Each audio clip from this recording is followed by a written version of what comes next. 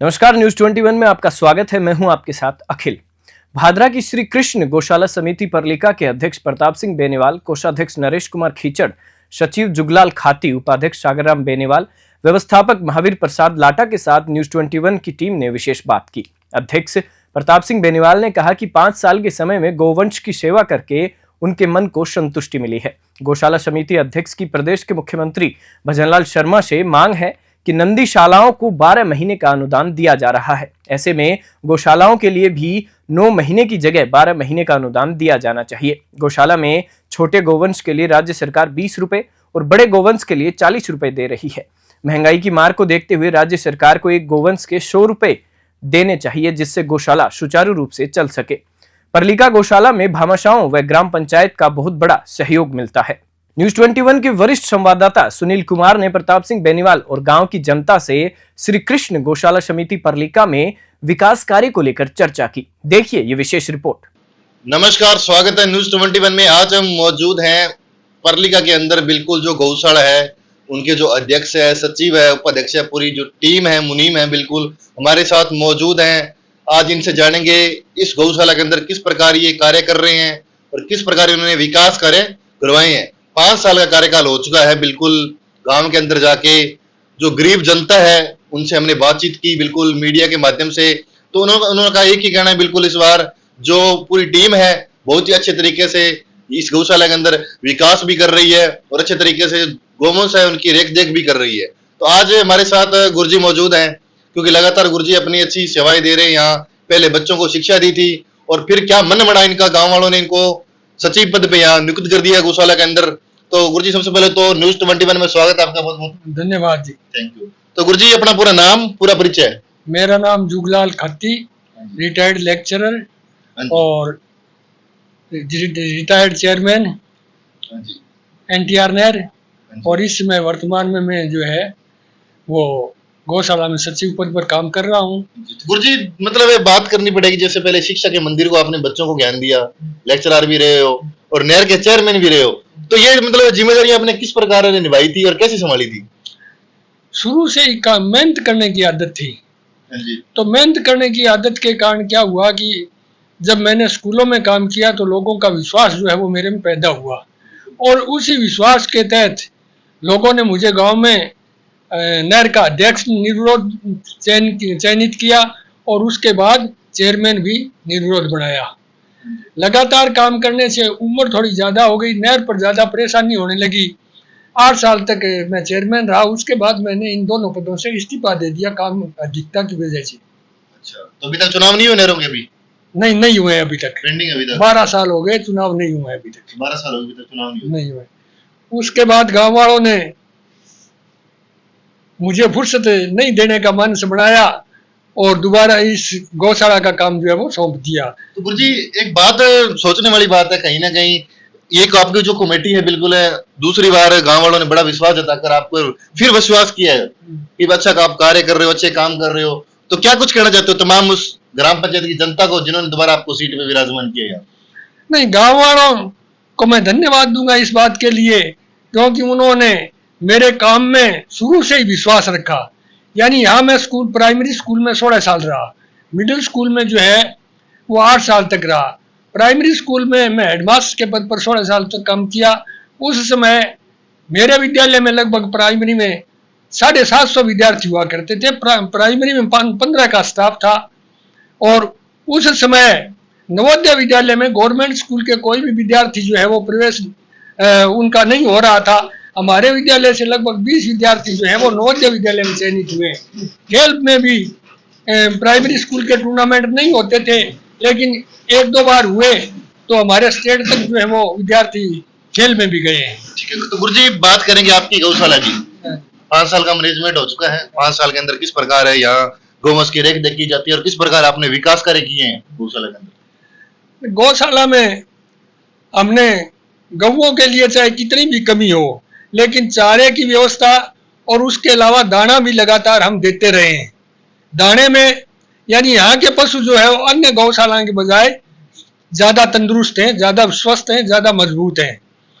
इसके अतिरिक्त हम जो है वो प्रत्येक साल वार्षिक योजना बनाते हैं कि अंदाजन इतना खर्चा होगा, इतनी आमदनी होगी, इतना से काम चल जाएगा, अपने को विकास के कार्य ये करने हैं, उनकी सबकी जो है वो रूपरेखा तैयार होती है और उसके बाद उनको धीरे धीरे धन की उपलब्धता के आधार पर हम जो है वो पूरा करते हैं। इस साल भी गवर्नमेंट की एक स्कीम आई, गौशाला में चाहे शेड बनाओ चाहे भंडारगृह बनाओ, तो 1 लाख रुपए जमा करवाओ और 10 लाख रुपए 190 वाली स्कीम थी।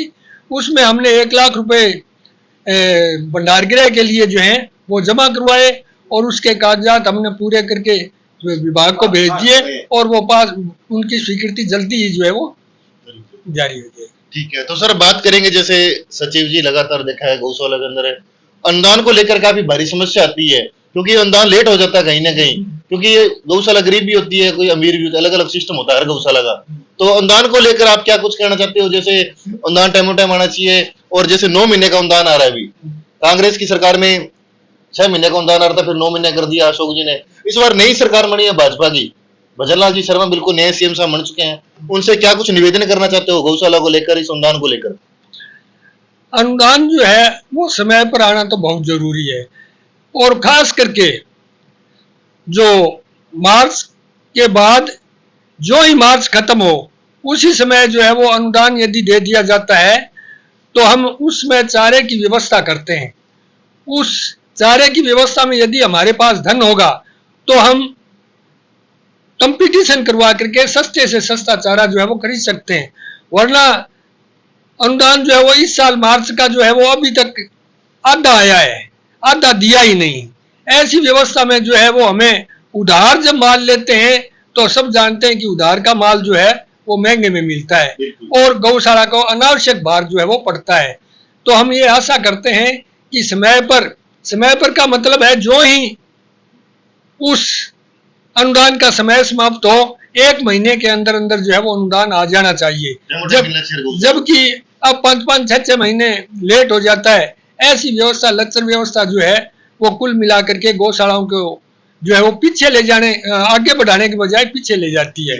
बात करें गुरुजी जैसे अब मैं ये भी निवेदन करूंगा कि गौशालाओं में अनुदान जो है वो 9 माह का दिया जाता है, और 9 माह का शुरू में जो है वो बिल्कुल ही नहीं दिया जाता था। हम कोई भी सरकार हो उसका धन्यवाद करेंगे कि उन्होंने 3 महीने का किया, 6 महीने का किया, 9 महीने का किया।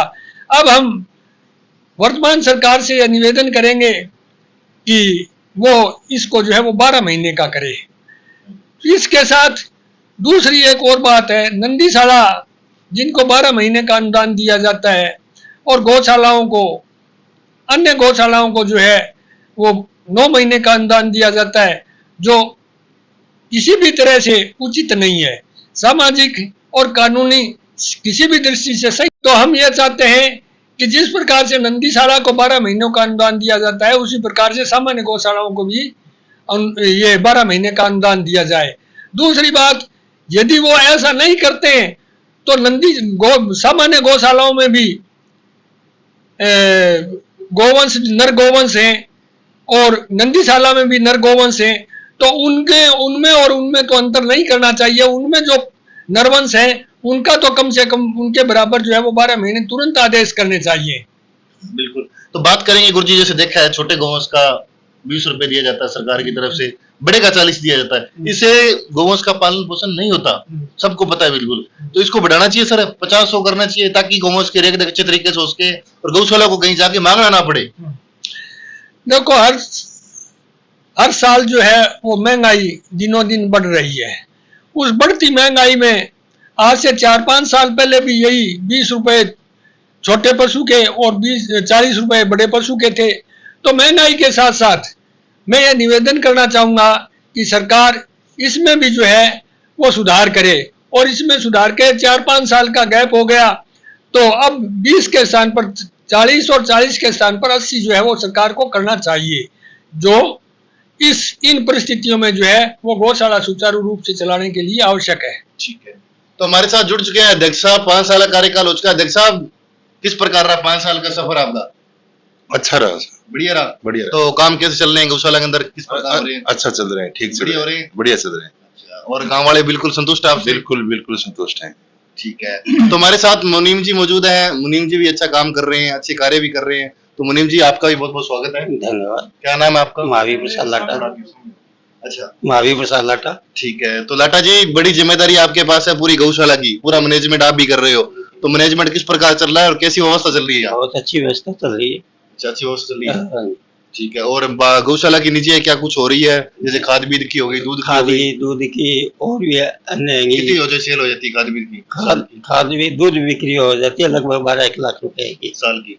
और खाद की? खाद की 3-3.5 लाख रुपए। अच्छा, तो जैसे कोई गौवंश छोड़ने के लिए आता है, उसकी रसीद कितनी काटी जाती है, छोटे की बड़े की? एक सामान लेते हैं 500 रुपए। 500 रुपए? बिल्कुल। ये आपकी एक ऐसी गौशाला है जो 500 रुपए लेती है, बाकी गौशाला में तो 2100 रुपए, हाँ 1100 रुपए। हम ज्यादा इतने लोड अगले पर देते नहीं है। आया 500 रुपए दिए और अंदर पर कितने मजदूर काम कर रहे हैं? काम 10 मजदूर काम करे हैं। क्या सैलरी दे रही हो? 10 मजदूर? सैलरी दे रहे हैं 9,500 रुपए। 9,500। ठीक है। और अध्यक्ष और उपाध्यक्ष जी और ये बढ़िया काम कर रहे हैं सचिव जी? हाँ जी, कोई बिल्कुल। समस्या तो नहीं आ रही? कोई समस्या नहीं। संतुष्ट है बिल्कुल इनसे लोग? बिल्कुल संतुष्ट है। तो हमारे साथ भाई साहब मौजूद है। भाई साहब, आपका भी स्वागत है। हाँ, धन्यवाद। जी, तो किस प्रकार व्यवस्था चल रही है, कैसी खुशी लग रही है, इतनी अच्छी आपने गौशाला बना दी है? बिल्कुल बहुत बढ़िया, बहुत खुशी हो रही है, बहुत बढ़िया चल रही है, बढ़िया काम कर रहे हैं अभी तो। काम बढ़िया चल रहा है? हाँ, बढ़िया चल रहा है। हाँ, शांतिपूर्ण, बहुत बढ़िया काम। तो गुरुजी, और क्या मन के अंदर ख्वाहिश लेके चल रहे हो? पूरे गांव का सहयोग है माने, हाँ जी। बहुत बढ़िया तरीका। महीने मीटिंग करा, पूरा गांव आवे, बढ़िया सहयोग करे। ठीक है। तो गुरुजी, कोई विधायक ने या कोई एमपी ने यहाँ कुछ सहयोग दिया, ग्राम पंचायत सरपंच साहब ने, मुखिया ने? पीछे जो है वो जो भी एमएलए एमपी आए हैं उन्होंने सहयोग दिया है। वर्तमान जो है वो अभी तक उनके पास ऐड आई नहीं है, तो वो सहयोग देंगे कहाँ से, लेकिन सहयोग उनसे मिलेगा हमें। तो गुरुजी, एक समस्या और आ रही है। हमने लगातार पूरा फील्ड किया, पूरा फील्डबैक, पूरे राजस्थान का फील्डबैक कर दिया गौशाला का। तो देखा जैसे पट्टे की बड़ी समस्या आ रही है, तो इसको लेकर मतलब अधिकारियों को जागरूक होना चाहिए, या क्योंकि सरकारी सुविधा नहीं मिल रही? नहीं, पट्टे के लिए जो है वो जो जमीनें पंचायत ने अलॉट की हैं या जिन काश्तकारों ने कोई जमीन दी है उनमें तो पट्टे वगैरह की कोई दिक्कत नहीं है, लेकिन जो गोचर भूमि में वन विभाग में है उनके सामने यह दिक्कत आ रही है। तो सरकार को इसके लिए जो है वो गौशाला के लिए लिमिट बना देनी चाहिए कि इतनी जमीन जो है वो निश्चित रूप से अलॉट करेंगे। ये नहीं है कि जिस प्रकार से आजकल जो है वो गौशालाएं बन रही हैं, तो वन विभाग में बन रही है तो वन विभाग में पूरी जगह रोक ली जाती है, या गोचर भूमि में पूरी जगह रोक ली जाती है, जिसको जो है वो लोग नाजायज मानते हैं। उनको एक ऐसा मापदंड तैयार करना चाहिए कि गौशाला के लिए इतनी भूमि पर्याप्त है, ऐसी जगह जो है वो अलॉट करनी चाहिए। तो गुरुजी, न्यूज़ 21 के अंदर 10 मिनट टाइम दिया है, धन्यवाद आपका, बहुत बहुत धन्यवाद। Thank you. ये थे हमारे साथ जो वर्तमान में सचिव हैं, बिल्कुल अध्यक्ष भी थे, उनकी पूरी टीम भी है, मुनीम जी भी है, उपाध्यक्ष भी हैं। बिल्कुल एक ही दावा, एक ही वादा, बिल्कुल 5 साल का कार्यकाल हो चुका है। 5 साल के अंदर बहुत अच्छे तरीके से यहाँ विकास कार्य भी हो रहे हैं। बात करेंगे गौवंश की, तो गौवंश की रेख देख अच्छे तरीके से की जाती है। लगातार विधायक और एमपी का भी शानदार सहयोग मिल रहा है। तब तक जुड़े रहे न्यूज़ 21 के साथ। कैमरा सो की बनवारी के साथ सुनील कुमार की रिपोर्ट।